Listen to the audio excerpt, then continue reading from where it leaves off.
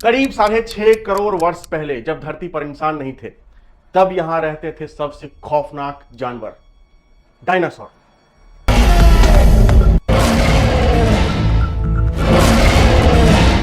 ये जहां भी कदम रखते भयानक तबाही मचाते। जमीन, समंदर, आसमान, हर जगह इनका खौफ था। पर अचानक एक दिन एक बड़ा सा एस्टेरॉइड करीब 12 किलोमीटर चौड़ा धरती की ओर बढ़ने लगता है। वायुमंडल में घुसते ही यह एस्टेरॉइड बन जाता है आग का गोला और करीब 70,000 किलोमीटर प्रति घंटे की रफ्तार से धरती की ओर बढ़ने लगता है और टकराता है धरती से। होता है एक भयानक विस्फोट और यह जानवर पूरी तरह से खत्म। इतनी भयंकर तबाही मची कि सब कुछ जलकर राख हो गया। डायनासोर का युग खत्म हो गया और धरती सालों तक अंधेरे में डूबी रही। आखिर ऐसा क्या हुआ था उस दिन और कैसे हुआ था, और क्या ऐसी टक्कर फिर से हो सकती है, और अगर कोई एस्टेरॉइड सामने आ जाए तो हम क्या करेंगे? चलिए इन सारे सवालों के जवाब ढूंढते हैं आज के इस वीडियो में।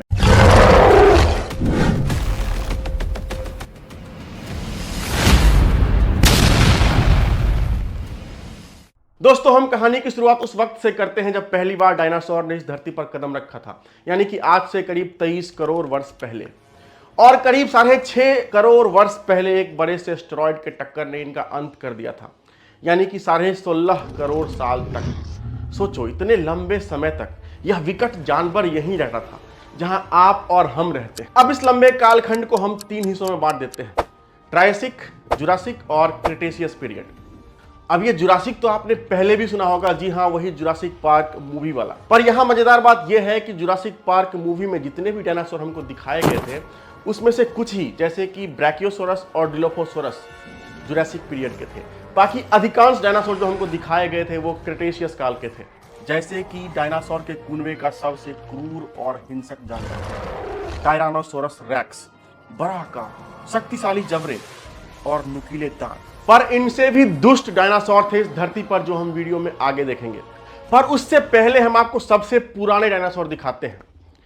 आपको लेकर चलते हैं उस समय में जब डायनासोर का जन्म हुआ था, यानी कि ट्रायसिक पीरियड में। उस समय धरती का नक्शा आज से बिल्कुल अलग था। देखो, ये है आज का नक्शा जिसमें अलग अलग कॉन्टिनेंट्स हैं, लेकिन ट्रायसिक पीरियड में ये सारे कॉन्टिनेंट्स एक दूसरे से जुड़े हुए थे और मिलकर बनाते थे एक सुपर कॉन्टिनेंट जिसका नाम है पेंजिया। इस समय मौसम बहुत कठोर था, बारिश बहुत कम होती थी, तो कुछ गिने चुने जानवर ही सरवाइव कर पा रहे थे, जैसे कि ये कुत्तों की तरह दिखने वाले साइनाडोंट और कुछ छोटे बड़े मगरमच्छ। साइनाडोंट अधिकतर छोटे थे, पर कुछ थे बेहद डरावने। पर इनसे भी ज्यादा डरावने थे उस समय के कुछ चांडाल मगरमच्छ। जैसा यह दिखता है वैसा ही इसका नाम था, द कैरोलिना बूचर। पर इनका खौफ अधिक समय तक रहा नहीं, क्योंकि एंट्री हो गई थी डायनासोर की। डायनासोर के आते ही सीन पलट जाता है। देखो, ये है सबसे पहला डायनासोर, यूरैप्टर, 2 पैरों पर चलने वाला मांसाहारी जानवर। इसकी उत्पत्ति करीब 23 करोड़ वर्ष पहले हुई थी, आकार में सिर्फ 2 मीटर लंबा। पर जैसे जैसे ये इवॉल्व हुए, इनका ना सिर्फ आकार बढ़ा, ये ज्यादा तेज और खौफनाक भी होते गए। इनके कुनबे तेजी से बढ़ रहे थे, शायद इसीलिए क्योंकि ये 2 पैरों पर चल सकते थे, बिल्कुल हमारे तरफ। और भागने में ये इतने तेज थे कि कोई भी इनसे बच ना पाए। और सबसे बड़ी बात, इनके अंडे मोटे छिलके वाले थे, जिससे इनके बच्चों का सर्वाइवल रेट बहुत बहुत ज्यादा था। अब यहाँ पर मजेदार बात यह है कि जो हिंसक प्रवृत्ति के डायनासोर थे, मांसाहारी, वो अपने 2 पैरों पर भागते थे और आगे के दोनों हाथों से शिकार को दबोच लेते थे। वहीं जो शाकाहारी डायनासोर थे, शांत प्रवृत्ति के, वो अपने 4 पैरों का इस्तेमाल करते थे। पिछले कई सालों में वैज्ञानिकों ने दुनिया भर में डायनासोर की हड्डियां खोजी। अनुमान है कि करीब 2468 डायनासोर की प्रजातियां अस्तित्व में थी इस धरती पर, जिनमें से अब तक करीब 1500 से भी अधिक प्रजातियों की खोज की जा चुकी है। मतलब बहुत वैरायटी ऑफ डायनासोर थे इस धरती पर। इनमें से कुछ बेहद शांत तो कुछ हिंसक। कोई 4 पंखों वाला था तो कोई लंबी गर्दन वाला, किसी के दांत खतरनाक तो कुछ के पास दांतों के बजाय चोंच थी। सोचो, वो सारे डायनासोर एक बार फिर से अगर धरती पर आ जाएं तो क्या हाल होगा इस धरती का। ट्रायसिक काल तक आते आते धरती का नक्शा तेजी से बदलने लगता है। पेंजिया 2 अलग अलग टुकड़ों में टूट जाती है। ऊपर वाला हिस्सा कहा जाता है लॉरेशिया और नीचे वाला गोंडवाना। इस बदलते धरती में कई ज्वालामुखी फटने लगते हैं। करोड़ों अरबों टन कार्बन डाइऑक्साइड और जहरीली गैस हवा में रिलीज होती है। ग्लोबल वार्मिंग होता है, तापमान बढ़ने लगता है और लगभग आधे जानवर खत्म हो जाते हैं इस धरती से। बचते हैं कुछ मगरमच्छ, छोटे मैमल्स और थोड़े बहुत डायनासोर। इसके बाद शुरू होता है डायनासोर का नया युग, यानी कि जुरासिक पीरियड। यह करीब 5.5 करोड़ वर्षों तक चलता है। इस युग में कुछ नए डायनासोर की एंट्री होती है, कुछ ऐसे डायनासोर जो हवा में उड़ सकते थे और कुछ गहरे पानी में तैर भी सकते थे। कुछ बड़े डायनासोर की प्रजातियां भी इवॉल्व होती है, जैसे कि 27 मीटर तक लंबा ये वाला डायनासोर ब्रैकियोसॉरस, जो अपनी लंबी गर्दन उठाकर चीड़ की पत्तियां खाता था। धरती में एक बार फिर से दरारें पड़ने लगी। मलेशिया और गोंडवाना कई टुकड़ों में बढ़ जाता है और आखिरकार धरती का आधुनिक नक्शा बन जाता है जो हम आज देख रहे हैं। इस बदलाव से फिर से ज्वालामुखी फटने लगते हैं और अधिकांश बड़े डायनासोर समाप्त हो जाते हैं और फिर शुरू होता है क्रेटेशियस काल, डायनासोर का गोल्डन पीरियड। यहाँ कई प्रजातियां विकसित होती है डायनासोर, जैसे कि टायरानोसोरस रेक्स, सबसे फेमस और विनाशकारी डायनासोर। दूसरा ट्राइसेरेप्टस, ये था 3 सींगों वाला डायनासोर। फिर था वेलोसिरैप्टर, ये आकार में था छोटा पर ये था बहुत तेज, एक शिकारी डायनासोर। अर्जेंटिनोसोरस 30 मीटर तक लंबा और 1 लाख किलोग्राम भारी, अब तक का सबसे लंबा और भारी जानवर, काफी शांत स्वभाव। कुल मिलाकर डायनासोर काफी मजे में थे, सब कुछ बढ़िया चल रहा था, पर इनकी किस्मत लिखी जा चुकी थी एक बड़े से एस्टेरॉयड के द्वारा। तो चलिए अब समझते हैं कि वह एस्टेरॉयड आखिर आया कहां से था और टक्कर के बाद कैसे उस एस्टेरॉयड ने डायनासोर को पूरी तरह से खत्म कर दिया था। दोस्तों, यह है हमारा सौरमंडल, जहां पर सूरज के सबसे करीब है मरकरी, दूसरे नंबर पर है वीनस, तीसरे नंबर पर धरती, इसके बाद है मार्स और 5वें नंबर पर जुपिटर।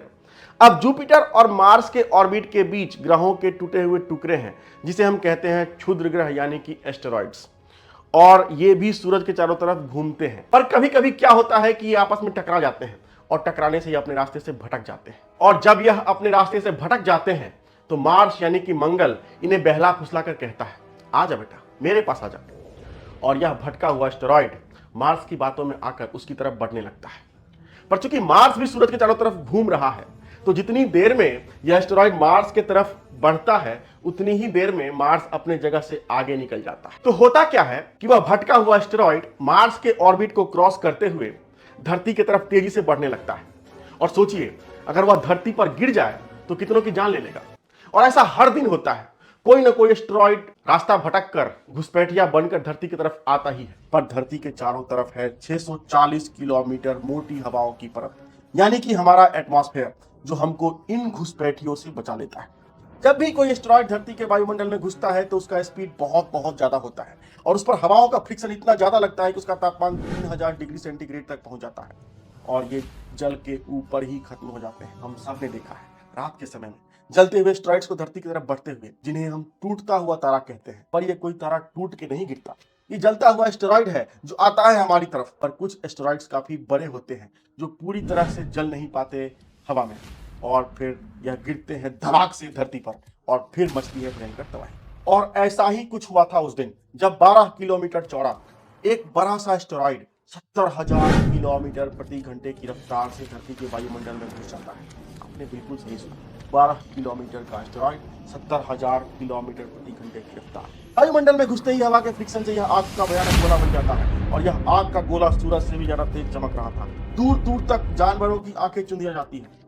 यह इतना चमकीला था कि टकराने वाली जगह से 800 किलोमीटर दूर धरती का टेम्परेचर 300 डिग्री सेंटीग्रेड तक पहुंच जाता है। डायनासोर पूरी तरह से झुलस गए थे और फाइनली यह एस्टेरॉयड मैक्सिको की खाड़ी के पास धरती से टकराता है और होता है एक भयंकर धमाका। इस टक्कर के बाद इतनी एनर्जी निकलती है जितना करीब 1000 करोड़ परमाणु बम के एक साथ फटने से होगा। टक्कर वाली जगह पर 180 किलोमीटर डायमीटर और 20 किलोमीटर गहरा गड्ढा बन जाता है। आपने बिल्कुल सही सुना, 180 किलोमीटर का गड्ढा बन गया। सोचिए, जितनी बड़ी पूरी दिल्ली है उससे कहीं 4 गुना बड़ा गड्ढा धरती में बन गया था। इस टक्कर के बाद धरती धू धू करके जलने लगती है और पल भर में हर चीज जलकर राख हो जाती है। ऐसा कहा जाता है कि इस महाविनाश के बाद कोई भी बच नहीं पाया था, सिवाय कुछ छोटे जानवरों के जो बिल में घुस गए थे। इस टक्कर के कुछ ही मिनटों बाद 11.2 तीव्रता का भूकंप पूरी धरती को दहला कर रख देता है।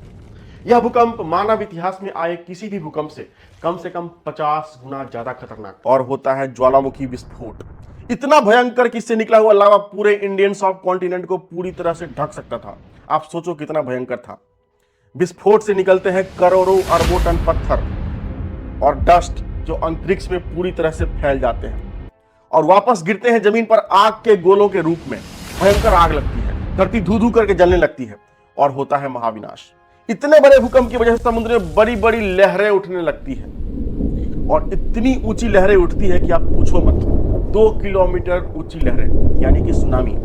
सोचो 2004 में जो सुनामी आई थी इंडिया में, उसकी मैक्सिमम हाइट थी 30 मीटर और यह 2 किलोमीटर ऊंची लहरें थी। यानी कि कैसा सुनामी आया था, कैसा सैलाब जलजला आया था उस दिन। ये सब तो तुरंत हुआ था दोस्तों, टक्कर का असली असर अभी बाकी था। टक्कर के बाद करोड़ों अरबों टन मलबा 1,60,000 किलोमीटर प्रति घंटे की रफ्तार से अंतरिक्ष में पहुंच गया और आधे घंटे बाद वही मलबा आग का गोला बनकर वापस धरती पर बरसने लगता है। धरती का तापमान अगले 4-5 मिनट के लिए 300 डिग्री सेंटीग्रेड तक पहुंच जाता है।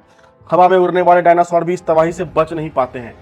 जो जानवर अपने बिल में छुपे हुए थे वो भी जलकर भस्म हो जाते हैं और जो कार्बन डाइऑक्साइड और जो धूल कण एटमॉस्फेयर में गए थे, उन्होंने धरती के चारों ओर धूल की एक मोटी परत बना ली थी और धूल कण की इस मोटी परत से धरती पर सूरज की रोशनी पूरी तरह से ब्लॉक हो जाती है। हर तरफ अंधेरा छा जाता है और कुछ ही दिनों में तापमान लुढ़क कर 0 डिग्री सेंटीग्रेड के आसपास पहुंच जाता है। कहा जाता है कि धरती सालों तक अंधेरे में डूबी रहती है। सूरज की रोशनी के बिना जो बचे खुचे पौधे थे, उनका फोटोसिंथेसिस नहीं हो पाता है और पौधे मरने लगते हैं। पौधे के मरते ही सारे शाकाहारी जानवर एक एक करके मरने लगते हैं तरफ तरफ कर, और शाकाहारी जानवरों के मरते ही मांसाहारी जानवर का भी यही हाल होता है।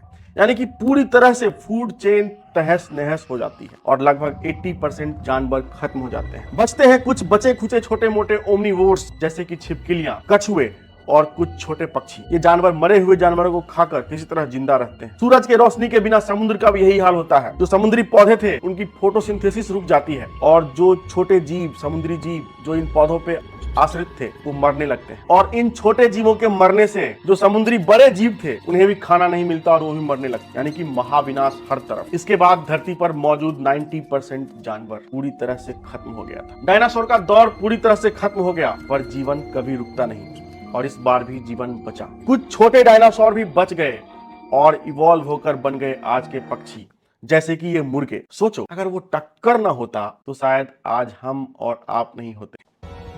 वीडियो को यहां तक देखने के बाद एक सवाल आपके दिमाग में जरूर आया होगा, क्या ऐसी टक्कर फिर से हो सकती है? एस्टेरॉइड आज भी है, हजारों की संख्या में है।